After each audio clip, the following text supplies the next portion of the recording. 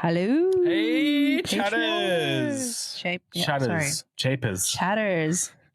Hello, chatters. Chatters. We're getting used to it. Yeah, we're getting there. Welcome to the extra episode of Hard Conversations. Mm-hmm. We had a great chat in the other episode, so hopefully you guys heard that one. Heard it. And as well, write in. I want to know some hard conversations that you guys have had, but also like, what are ones that, how have you navigated that? You know, we had a chat, as you would have heard, about how do you navigate through insecurities. That's one we're still navigating through. So if you've got some resources and tools, some of you have sent through some TED Talks, which have been really, really helpful. Please send that through because, again, I'm growing, we're growing, and we'd love to grow with you guys. So, yeah, shoot through some of those questions or stories. That'd be great. Yeah, and that kind of topic is actually going to continue right into this story that we're going to talk about because it's in a similar vein, just a bit heavier. Okay. Choice of words, Amy. You'll hear.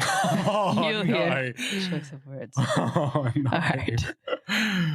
What have you done? All right. So, Reddit story, r/relationships. My 30 male wife, 30 female, has become morbidly obese over the past decade. Dude.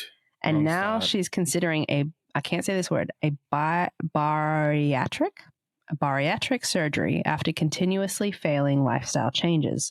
I'm afraid for her and the long-term outcomes in general. How do I have this hard conversation? Firstly, I don't mean any disrespect or to pass any judgment on anyone else who may be experiencing their own struggles in this realm. This is purely my experience. To be more specific, my wife and I have been together since college, and she was a physically different person when I fell in love with her.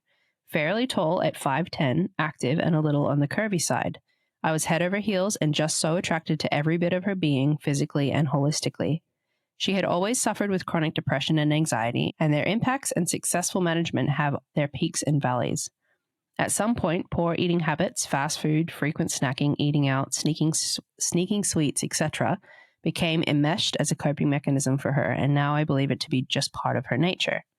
She's tried various diets before, tried exercise routines, tried some lifestyle changes, but nothing has ever stuck. She continues to gain weight and continues with the aforementioned... Oh my gosh, this person is very clever. She continues to gain weight and continues with the aforementioned habits. I've tried to be patient and understanding and have many caring and considerate conversations with her over the years, but I've never felt like I've been able to make any meaningful impact or intervention. I'm scared that she's eating herself into an early grave, and she's definitely been experiencing generalized health problems because of it: high blood pressure, exhaustion, painful feet and joints, etc. She's considering bariatric surgery and has begun the process, but I worry that this is just another temporary band-aid and won't last if we can't address the real underlying problems. I have no idea how to have the hard conversation with her without sounding abusive or judgmental or just devastating her, as she's not the most confident or capable person on her own. I still love her dearly, but her behavior and attitude are taking their toll on me and our family, a toddler in the picture. Open to any and all advice and ideas. Thank you, folks. And then he's got a little edit that says she takes routine daily medication for her anxiety and depression, sees a mental health specialist for their management, and has weekly therapy. I try to respect her right to privacy with her therapy, so I'm not sure to what extent they've covered her weight, eating habits, or body image in those sessions. So the bariatric surgery, or however you pronounce it, is the tying of the stomach, right? Oh, yeah. So it's got they put the tie around the top of the stomach so you feel more full. Yeah, you don't eat as much. So she's considering that. And we met someone, you knew someone that went through that. Really dangerous, that one, because you can get food can get lodged in it quite easily. So I followed someone who had it and then ended up getting it removed because she had so many times where she was violently ill because food would get lodged because you can't take big bites. Yeah, right. So this is heavy as. There's so many things in it as well, because it's like, all right, yes, the beauty is in the person, it's not in the physical appearance. And I didn't really hear, unless I've missed it, because I was trying to figure out what that surgery was, so I could have zoned out. But I didn't really hear from him that he lost attraction to her or anything. He didn't really come across as douchey on that. No. He used very poor words to start with, but I guess he's talking to strangers. For me, I'm like, how do you have that conversation? Because when weight is a health issue, Like, it's actually a health issue. Like, something needs to be said. But again, like our conversation today, it's such a sensitive thing. And this isn't just your normal conversation about weight. She's got anxiety, depression. She's on medication. She's, there's so many things that are feeding into this scenario. And again, like it sounds like he's trying to do the right thing in terms of he's having conversations with her, and he's just at that point where he doesn't know what to do anymore. Yeah. So it sounds like he's doing all the right things and probably all the things that I would do. Yeah. But where to from there? I don't know. It's an interesting thing. So I think there's a few things that come to mind straight away. She's considering this surgery, so she must be aware and talking about her weight. Other than that, he doesn't talk tons about her view on herself in terms of her weight. He talks more about the impact of her weight on her health. So I'm not sure if it's something that, like the previous story was, she keeps saying she's fat, and he's like, how do I stop that? So this is this could be a different kind of thing. This could be something that she's considering this surgery, but he's watching her also get more and more unhealthy, and then the impact of that health on her, things like blood pressure and her joints and everything like that. And so having the conversation about, if it's not a conversation they're having much, if she's not saying to him her concerns about her weight much, that's a different thing, because then you're kind of having to introduce this thing that you've observed, and that's tough. On another level. Yeah. It's I think it's really valid for a partner. In fact, I think it's important for a partner to be a team member in someone's health. So if there's things like her anxiety, depression, her blood pressure, exhaustion, all these things that he's mentioned, these generalized health problems, I think it's an important conversation and a valid conversation for a partner to enter into that space and say, how can I help you with these things? If she's offering up the weight thing as a thing she needs help with, then that's another valid thing to enter in. If she's not, it's a little bit more of a touchy thing. I don't really know what to do different here, because he's had the conversations with her. He's spoken to her about it. He's talking about how her mental health state is affecting the family. So it might be that she's not willing to stop what she's doing. You know what I mean? We don't know to what extent her mental health issues are having a play in that. Yeah. Mental health is such a hard topic too. I think as well, if this was you, I'm trying to think through, this is all I can give is put myself in that scenario. If this was you and you were struggling with your health, I would, again, really want to be affirming who you are and who you are to me. Just really, really affirming that. I feel like I would need to talk to you about your health if it was like actually a risk, there. I would need to talk about it. But also, and again, this is not necessarily that this is the right way, but it's coming up with, all right, well, what's my role to play here? Like, in having that conversation, if she's open to it. But again, like, if someone's really struggling with anxiety and depression, maybe they're not open to that conversation. Maybe it's too much for them, But I guess what you could do, though, is go to the counselling with them and have that conversation with the counsellor and say, hey, we can't have this conversation. This is a real concern of mine. Can you help us have this conversation? Getting that third party. But I think removing myself from it would be one of the last things it would be the last thing I'd want to do is remove myself from the situation. I would take it very seriously. Again, if it was a risk, I'd want to take it very seriously. I want to get that extra help, because I would have no clue how to navigate that conversation. Yeah, absolutely. I totally agree with you. And I think that was the suggestion I was going to have as well, is just like, if he's had these conversations with her, I think he has that foundation then to say, hey, I've tried to have this conversation with you and I don't feel like we're getting anywhere in terms of how to navigate this as a family, and it is impacting the family.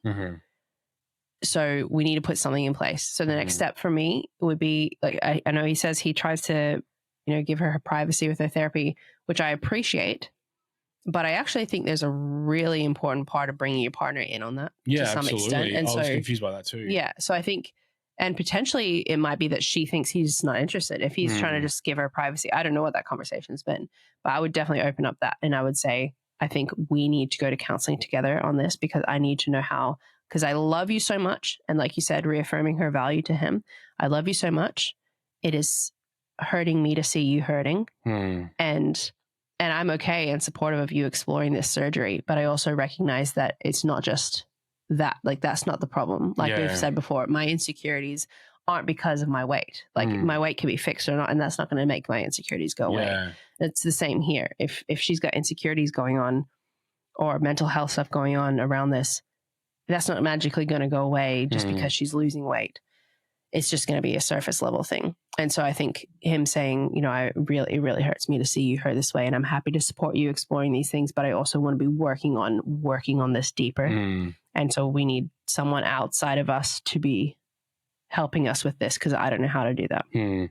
I think, like, I feel that if this was, again, if you're in this position and I said, look, I want to give you privacy and not ask you about what you're talking about with your psychologist, I feel like you would think that I'm disinterested. Yeah, 100%. And so it's hard to navigate because it's that level of not to be overwhelming to you, but pressing in because, again, it's coming in there with you. But I think it's also highlighting that this is actually a serious thing. Yeah. And it's hard. Yeah. I think it's hard. This is a little bit of a sideline question, but with the privacy thing, 100% you need privacy. Like there's things I will give you privacy in. I'm curious about where that boundary is though in a relationship, because to some extent I actually think I want to give you privacy because I respect you and I love you. But also to some extent, being your partner means that I am part of that. Yeah. And so if I'm not allowed into that space, I feel like if there's a bunch of spaces you're keeping from your partner long term, like not just like, obviously, especially with counseling, like there's going to be a time where you're processing things. You're entering into that space and there's a lot you're trying to figure out. But I think in my head, it's an interesting balance to be like, where does that end? Where does that privacy boundary lie? Because yes, what they're working on together is her journey, but they're also a partner and a family. Yeah.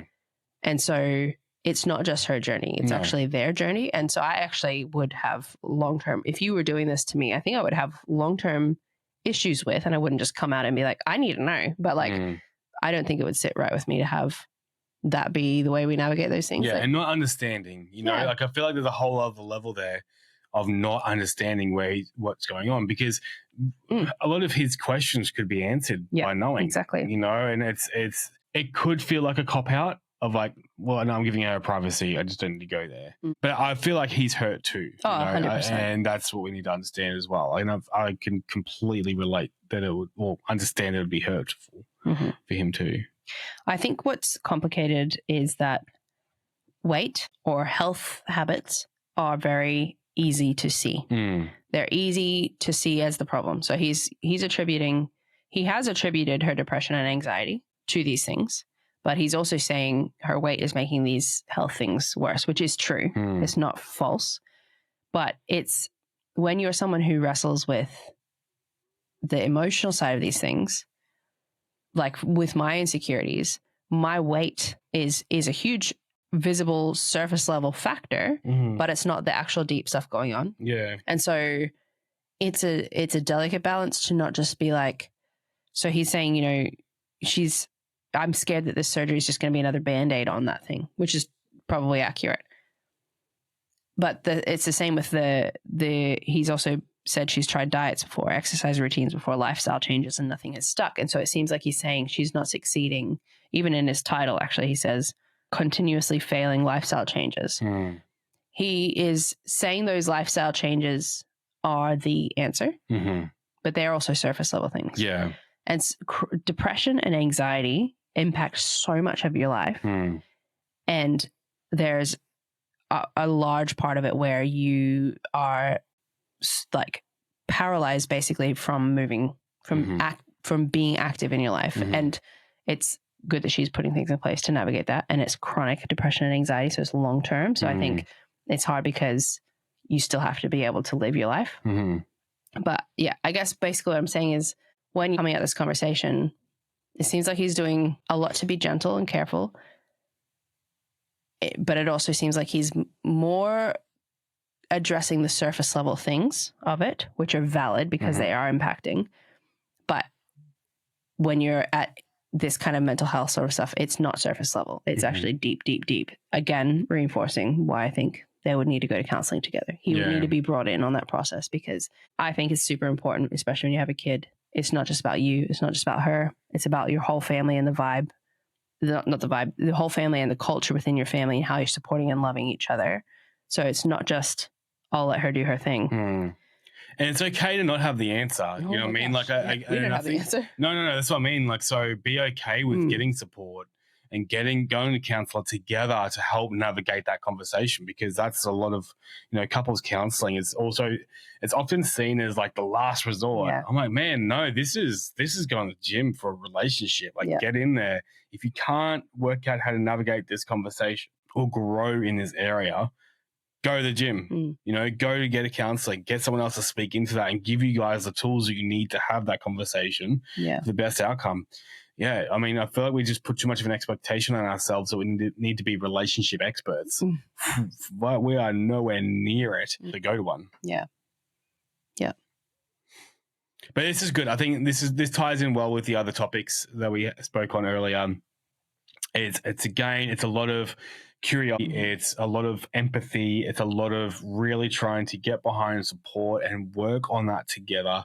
You're not going to have the answer, and that's okay. There's different ways you can help grow that answer or discover that answer together, and that's what we really want to encourage is the discovering of those conversations together. And hopefully we were able to model that today in the earlier episode of just exploring that. But yeah, no, it's tough. A lot of these conversations are not easy. And that's the other thing too, right? Becoming an adult, man, I thought it was hard as a kid. I thought it was so hard as a teenager. Man, far out. The things that we go through, and we're going to go through them for the rest of our lives. And I want to learn and grow, not to brush things off, but to healthily attack them and grow in them. Yeah, because the benefit of that, not just because it's hard and you have to do hard things, the benefit of doing them is so rewarding. And there's so much beauty that comes from tackling the hard things. Yeah. Cool. But that's good. That was a good one. There's some really heavy ones today. Yeah, there really was. Thanks for joining us, guys. Thanks for being here, our chatters. Yeah, thank you so much for the support, chatters. Yeah. Feel free to send through your messages, send through your outros, send through your stories. Yeah, send that through some more. We would love to get that. So shoot in your questions. You can do audio. I'm not sure if we're doing video yet. Maybe in the future we'll do videos. But yeah. For what, sorry? For the questions. But at this stage we're just doing audios because we're figuring stuff out. Or just writing them in and we can speak them on your behalf, say them on your behalf. Yeah. But that's good. Cool. Thanks, guys. Thanks, guys. Good chat.